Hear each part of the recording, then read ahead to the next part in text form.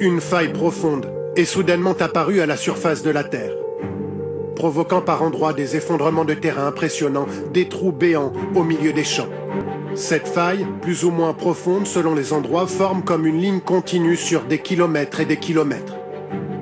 Ici, elle passe le long d'une route, détruite.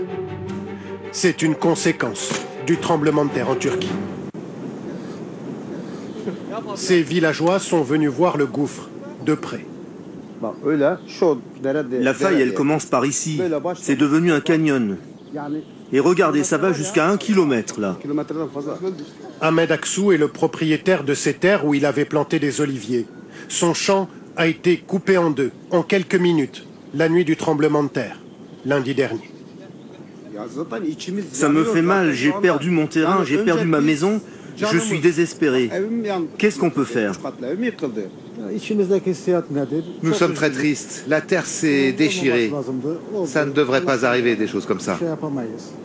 Mais comment expliquer l'apparition soudaine de ces failles spectaculaires?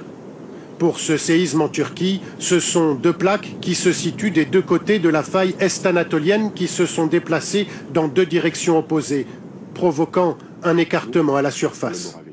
Un phénomène qui est tout sauf étonnant pour ce sismologue. C'est une cassure dont on voit l'effet de surface, mais il faut imaginer que cette cassure, elle se prolonge jusqu'à 15 ou 20 km de profondeur. Et donc elle sépare deux blocs, le bloc à droite, le bloc à gauche. On ne voit les grandes ruptures sismiques que lorsque la magnitude du séisme est suffisamment grande pour casser toute la croûte. Et ça, c'est à partir typiquement de magnitude 6.